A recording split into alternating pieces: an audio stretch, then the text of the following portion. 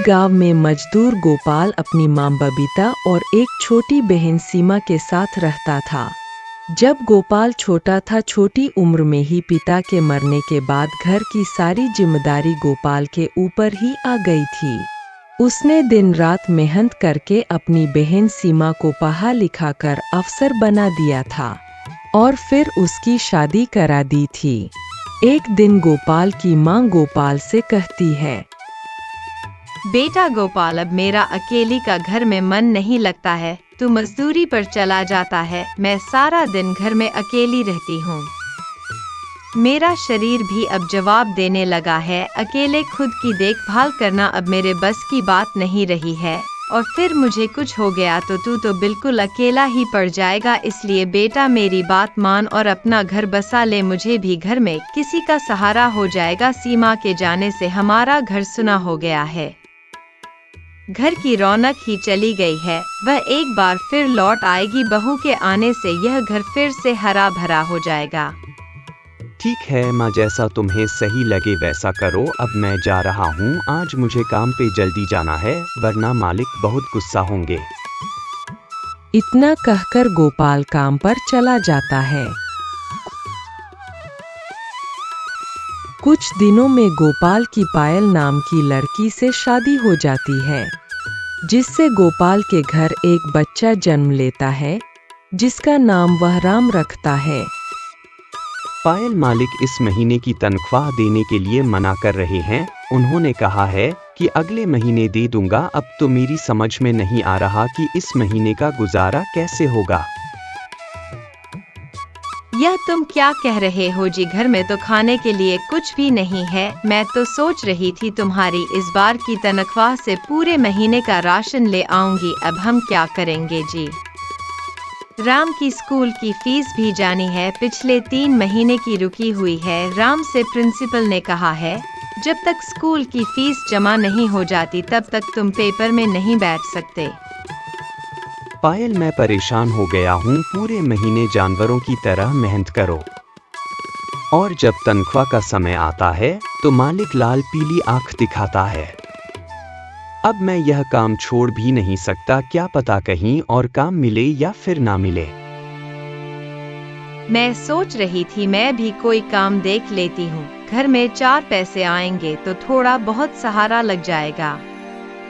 राम भी बड़ा हो रहा है, उसका पढ़ना बहुत जरूरी है। अगर हमारे यही हालात रहे तो वह पढ़ नहीं पाएगा। हमें कैसे भी करके अपने बेटे को पढ़ाना है। हम जो मुसीबत में रहे हैं वह हमारे बेटे को ना देखनी पड़े। तुम्हारा दुख समझ सकता हूँ पायल। मैं मालिक से आज एक बार और कहूँगा पैसों के लिए, क्या पता वो इस महीने के पैसे दे दे। अब गोपाल मालिक के घर पैसे लेने जाता है।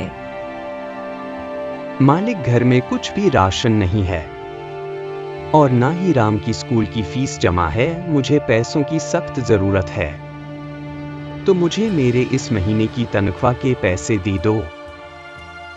अरे पैसों की जरूरत किसे नहीं होती है, हमें भी पैसों की जरूरत होती है। तुमसे कहा तो था पैसे अगले महीने मिलेंगे, या फिर एक बात को बार बार सुनने में मजा आता है। अरे तुम काम पे ध्यान दो, पैसों पर नहीं। पैसे तो मिल ही जाएंगे, कोई भागे थोड़ी ना जा रहे हैं।